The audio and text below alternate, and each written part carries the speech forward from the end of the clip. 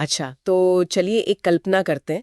आज से लगभग 450 करोड़ साल पहले का समय।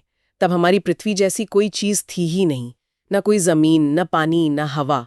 कुछ भी नहीं, बस सूरज के चारों तरफ आप सोचिए आग, धूल और चट्टानों का एक बहुत बड़ा मतलब एक हिंसक तूफान था। और सबसे कमाल की बात तो ये है कि हम और आप और इस ग्रह पर मौजूद हर एक चीज उसी तूफान की देन है। जी, आज की हमारी जो चर्चा है वो इसी अविश्वसनीय सफर के बारे में है।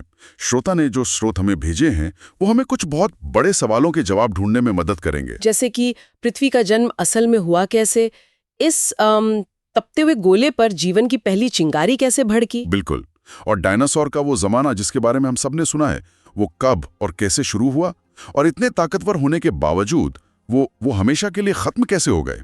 और शायद सबसे बड़ा सवाल जो मेरे मन में आता है, क्या डायनासोर के खत्म होने की वजह से ही हम इंसानों के विकास का रास्ता खुल पाया? ये कहानी हमें वक्त में बहुत बहुत पीछे ले जाती है।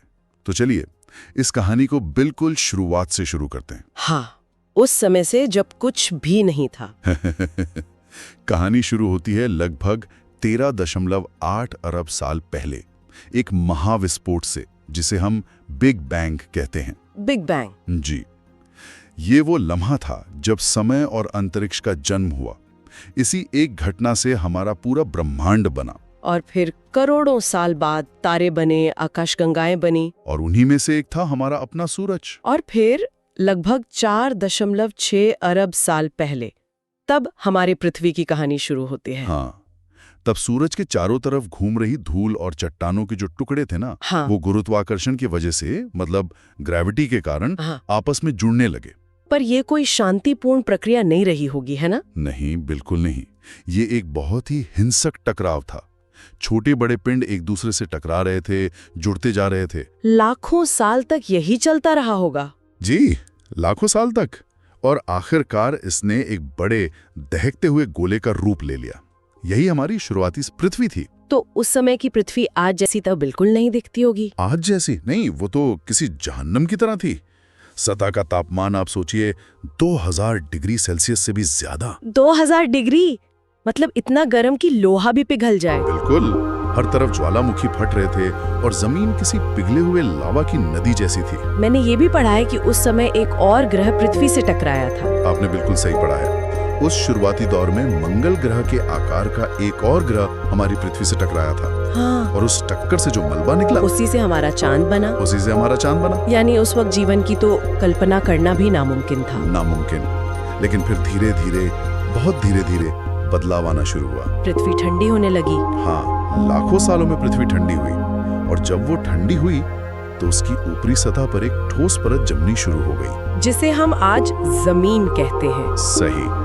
और अंदर की गर्मी से जो भाप निकल रही थी वो ऊपर जाके जमा होने लगी और उससे घने बादल बन गए। और फिर हुई बारिश। और फिर वो हुआ जिसने सब कुछ बदल दिया। बारिश शुरू हुई, लेकिन ये कोई आम बारिश नहीं थी। मतलब? सोचिए, हजारों शायद लाखों सालों तक लगातार मूसलाधार बारिश। एक ऐसी बारिश जो कभी रुकी ही नहीं। लाखों साल तक। हाँ। यही पानी गड्ढों में और निचली जगहों पर जमा होता गया और धीरे धीरे दुनिया के पहले महासागरों का निर्माण हुआ। तो पृथ्वी पर पहली बार तरल पानी जमा हुआ। जी, और यहीं से जीवन के सबसे बड़े रहस्य की शुरुआत होती है। तो अब हमारे पास एक ऐसी पृथ्वी है जिस पर जमीन है और विशाल महासागर है। लेकिन इन शुरुआती समंदरों का माहौल कैसा था? क्या वो आज के जैसे नीले और जीवन से भरपूर थे? नहीं, बिल्कुल नहीं। वो महासागर आज से बहुत अलग थे। उनमें ऑक्सीजन नहीं थी। ऑक्सीजन नहीं थी? नहीं, पानी में हाइड्रोजन, मीथेन और अमोनिया जैसी कह सकते हैं जहरीली गैसें घुली हुई थी। और वायुमंडल भी बहुत अस्थिर था। लगातार बिजलियां कड़कती रहती थीं, भयंकर तूफान चलते रहते थे। तो एक तरह से रसायनों का एक उबलता हुआ पतीला था। बिल्कुल सही शब्द है, एक उबलता हुआ पतीला। और यहीं से कहानी बहुत दिलचस्प हो जाती है, क्योंकि इसी उबलते हुए पतीले में, इसी उथल पुथल के बीच जीवन की पहली चिंगारी भड़की। जी, पानी के अंदर पहले जीव का जन्म हुआ। ये कोई बड़ा जानवर नहीं था, बल्कि एक बहुत ही छोटा सा बैक्टीरिया था। Single celled organism. हाँ, एक सिंगल सेल्ड ऑर्गेनिज्म, एक ऐसा जीव जिसे हम अपनी आंखों से देख भी नहीं सकते। और इस एक छोटे से जीव ने सब कुछ बदल दिया। यहाँ सबसे दिलचस्प बात यही है, इस एक अदृश्य जीव ने पृथ्वी का भविष्य तय कर दिया। ये बैक्टीरिया पानी में रहते हुए एक ऐसी प्रक्रिया करने लगा जिसे हम प्रकाश संश्लेषण या फोटोसिंथेसिस कहते हैं, जिससे ऑक्सीजन गैस बनती है। बिल्कुल। करोड़ों सालों तक ये छोटे छोटे जीव धीरे धीरे महासागरों में ऑक्सीजन भरते रहे और फिर वही ऑक्सीजन पानी से निकलकर वायुमंडल में जमा होने लगी। ये सोचना ही कमाल है कि एक अदृश्य जीव ने पूरी दुनिया का माहौल बदल दिया, हमारे सांस लेने लायक हवा बना दी। लेकिन इस नई ऑक्सीजन से भरी दुनिया में जिंदगी ने अगला कदम कैसे बढ़ाया? ये प्रक्रिया बहुत धीमी थी, बहुत ही ज्यादा धीमी। अरबों साल तक जीवन सिर्फ बैक्टीरिया के रूप में ही मौजूद रहा। अरबों साल तक? जी, लेकिन फिर लगभग 54 करोड़ साल पहले कुछ असाधारण हुआ। इसे कैम्ब्रियन एक्सप्लोजन कहते हैं। कैम्ब्रियन एक्सप्लोजन मतलब एक तरह का विस्फोट। हाँ, भूवैज्ञानिक नजरिए से देखें तो एक विस्फोट ही था। अचानक जीवन के रूपों में एक एक्सप्लोजन हुआ। बैक्टीरिया से शैवाल यानी एल्गी बनी, फिर पानी में पहले पौधे उगे और फिर अजीबोगरीब जीव बनने लगे। जैसे कि रीढ़ की हड्डी वाले, बिना हड्डी वाले, आंखों वाले, पैरों वाले, मतलब समुद्र जीवन से भर गया। और फिर आया वो कदम जो शायद विकास की कहानी में सबसे बड़ा था। पानी से जमीन पर आना। हाँ, पानी से जमीन पर आना। ये तो किसी साइंस फिक्शन फिल्म जैसा लगता है। ये कोई आसान कदम तो नहीं रहा होगा। बिल्कुल नहीं। सांस लेने का तरीका बदलना, चलने का तरीका बदलना। इसमें सबसे बड़ी चुनौती क्या थी? सबसे बड़ी चुनौती थी गुरुत्वाकर्षण और हवा में सांस लेना। देखिए, पानी में शरीर का वजन हल्का महसूस होता है, लेकिन जमीन पर आपको अपना पूरा वजन खुद उठाना पड़ता है। सही बात है। इसलिए मजबूत पैरों और कंकाल का विकास जरूरी था। और दूसरा, पानी के गलफड़ों से हवा में सांस नहीं ली जा सकती, इसलिए फेफड़ों का विकास हुआ। ये तो एक बहुत धीमी और शायद दर्दनाक प्रक्रिया रही होगी। बहुत धीमी, लाखों सालों की प्रक्रिया जिसमें ज्यादातर जीव नाकाम रहे। लेकिन कुछ सफल हुए, जिन्हें हम उभयचर या एम्फीबियंस कहते हैं। और फिर आए सरीसृप यानी रेंगने वाले जीव, रिप्टाइल्स। जी। अब इन्हीं सरीसृपों के युग में उन विशालकाय जीवों का जन्म हुआ जिन्हें हम डायनासोर के नाम से जानते हैं। जब हम ये नाम सुनते हैं तो ऐसा लगता है कि ये सब एक ही समय पर थे। टीरेक्स, स्टेगोसॉरस सब साथ घूम रहे थे। हाँ, ये एक बहुत आम गलतफहमी है। असल में तो ये युग 16 करोड़ साल लंबा था, है ना? मतलब स्टेगोसॉरस और टीरेक्स के बीच का समय हमारे और टीरेक्स के बीच के समय से भी ज्यादा है। ये तो कमाल की बात है। जी, डायनासोर का युग खुद 3 बड़े हिस्सों में बटा था, ट्रायासिक, जुरासिक और क्रिटेशियस। हर दौर में अलग अलग तरह के डायनासोर थे और उन्होंने पृथ्वी के हर कोने पर अपना राज स्थापित कर लिया था। जमीन पर, पानी में, हवा में, हर जगह। मुझे हमेशा ये हैरानी होती है कि अगर आज मान लीजिए टीरेक्स हमारे शहरों में आ जाए तो क्या हमारी तकनीक उसका मुकाबला कर पाएगी? इसके बारे में जो तथ्य हैं वे होश उड़ाने वाले हैं। ये 40 फीट तक लंबा और वजन 12 टन तक, और इसके एक बार काटने में 2 टन का दबाव होता था। 2 टन? ये तो एक कार को कुचलने जैसा है। बिल्कुल। टीरेक्स अपने समय का सबसे बड़ा शिकारी था, इसमें कोई शक नहीं। लेकिन अगर विशाल आकार की बात करें तो अर्जेंटिनोसोरस को देखिए। अच्छा। ये इतना लंबा था कि आज के 3 मंजिला मकान की छत पर आराम से झांक लेता, और इसका वजन एक छोटे जेट प्लेन जितना था। एक जेट प्लेन जितना? तो इसे खाना कितना चाहिए होता होगा? यही तो सोचने वाली बात है। इतने बड़े शरीर को चलाने के लिए इसे हर दिन हजारों किलो पत्ते खाने पड़ते होंगे। ये अपने आप में एक फुल टाइम जॉब था। सही बात है। इन जीवों ने पृथ्वी पर 1-2 साल नहीं बल्कि पूरे 16 करोड़ सालों तक राज किया। उस वक्त कोई इंसान नहीं था, कोई शहर नहीं, सिर्फ डायनासोर का राज था।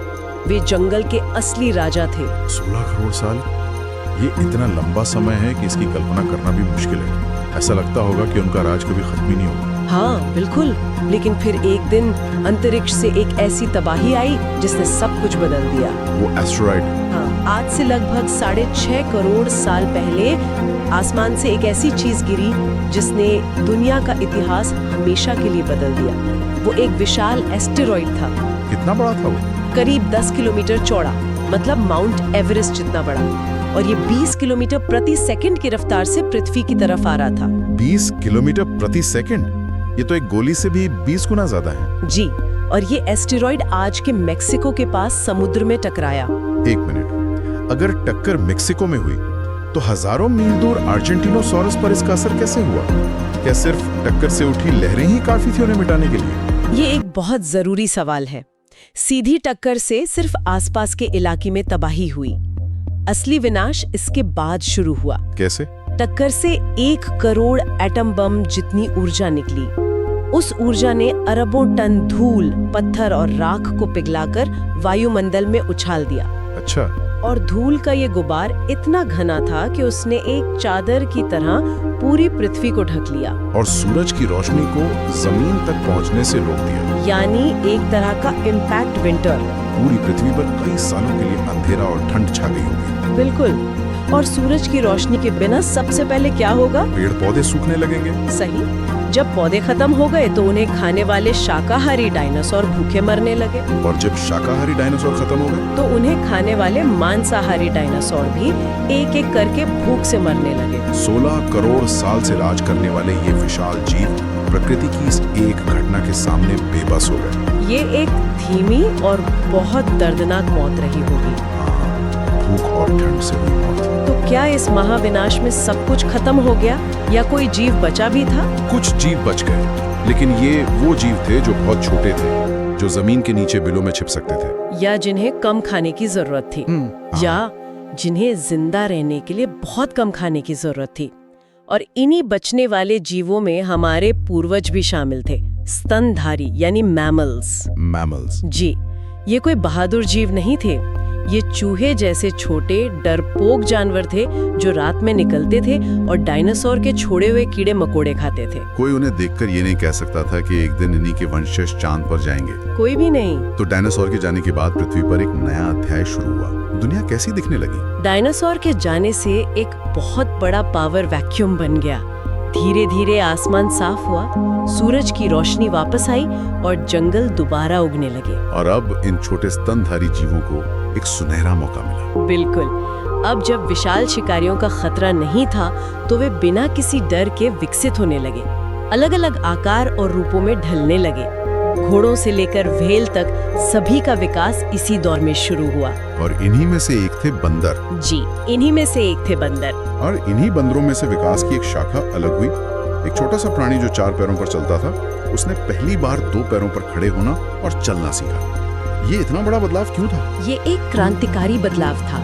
2 पैरों पर चलने से उसके हाथ आजाद हो गए। हाँ, सही बात है। अब वो अपने हाथों का इस्तेमाल औजार बनाने, चीजों को पकड़ने और अपना बचाव करने के लिए कर सकता था। और आजाद हाथों ने दिमाग के विकास को बढ़ावा दिया, क्योंकि अब उसे ज्यादा सोचना पड़ता था। और फिर आग की खोज हुई। जी, आग की खोज हुई जिसने उसे गर्मी दी, जंगली जानवरों से सुरक्षा दी और पका हुआ भोजन दिया, जिससे और ज्यादा ऊर्जा मिली। बिल्कुल।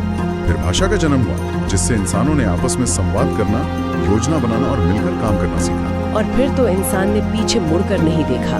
छोटे छोटे गांवों से बड़े शहर बने और फिर महान सभ्यताओं का निर्माण हुआ। और आज हम यहाँ हैं, तो क्या हम ये कह सकते हैं कि अगर वो एस्टेरॉइड पृथ्वी से ना टकरा होता तो शायद इंसानों का विकास ही नहीं हो पाता? ये एक बहुत ही मजबूत संभावना है।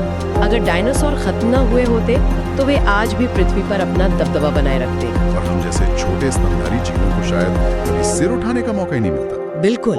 हम शायद आज भी किसी छोटे जानवर की तरह डायनासोर से छिपकर जी रहे होते।